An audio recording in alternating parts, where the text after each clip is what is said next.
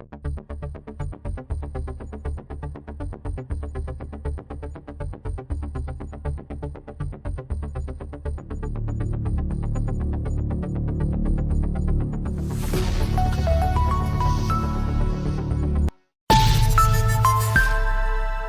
you so much, Honorable Minister of Information, my colleagues, Honorable Ministers here present, gentlemen of the media. My briefing is also going to be very short. At the Federal Executive Council meeting held today, this afternoon, two papers were presented regarding the national integrated policies for two of our critical sectors in Nigeria.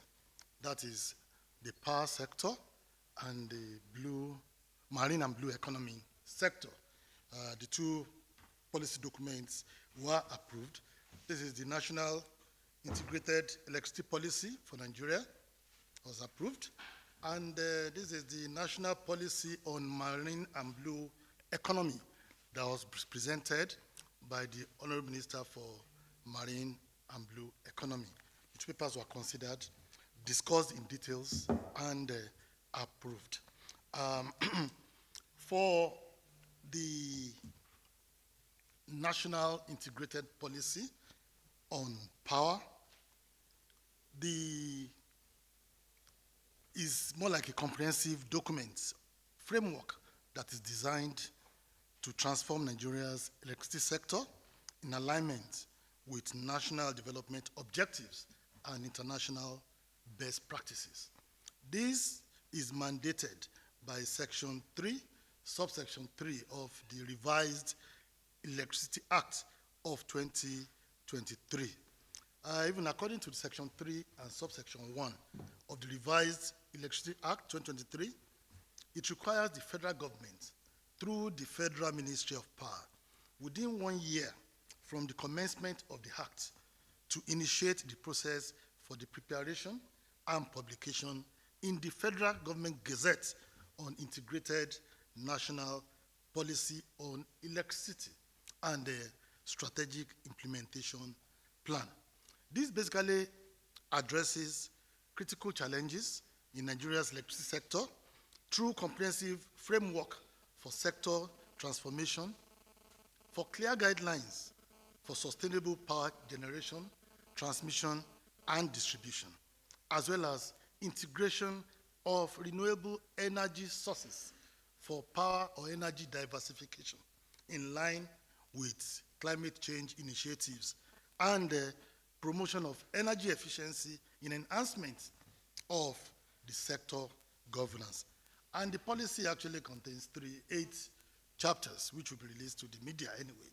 It addresses the historical perspective of Nigeria's electricity sector, the key features of the Electricity Act of 2023, Nigeria's electricity policy objectives, the electricity market design, both the national market and the subnational market, as well as value chain analysis, stakeholders' roles and responsibilities, climate change and low carbon economy initiatives, gender equality and social inclusion, as well as the local content development, research and development, commercial, legal, and regulatory frameworks.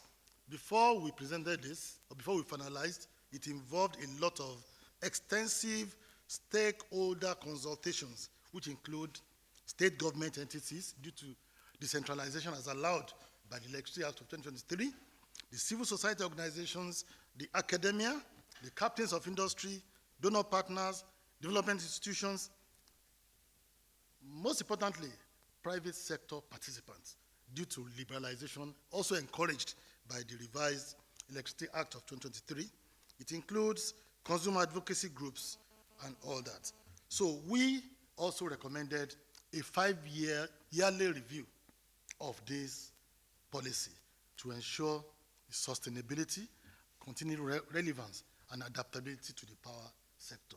We believe this will facilitate the transformation initiatives, the bold ones that we have taken in the power sector, and very soon, epileptic power supply will be a thing of the past.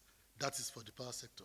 And for the marine and blue economy, the policy was also designed with a robust implementation plan of 10 years between 2025 and 2034. It aims at harnessing Nigeria's vast marine resources to drive economic growth and ensure sustainable economic development.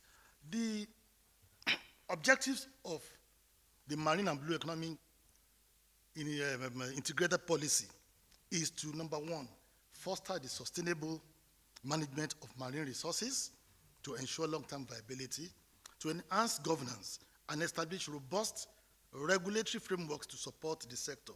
It also seeks to strengthen public-private partnership, since that's the way to go, to attract and encourage private sector investors into our marine and blue economy, to encourage increased investments, and to promote capacity building and skills development to empower individuals. And lastly, to ensure that all maritime activities are resilient to climate change and promote environmental sustainability. So that policy, lastly, contains 8 chapters too, which includes the maritime trade and transportation, fisheries and aquaculture, marine resources and industries, energy and environmental sustainability, blue tourism and recreation, maritime governance, education and training with regards to capacity development for monitoring and evaluation, and lastly, the implementation strategies.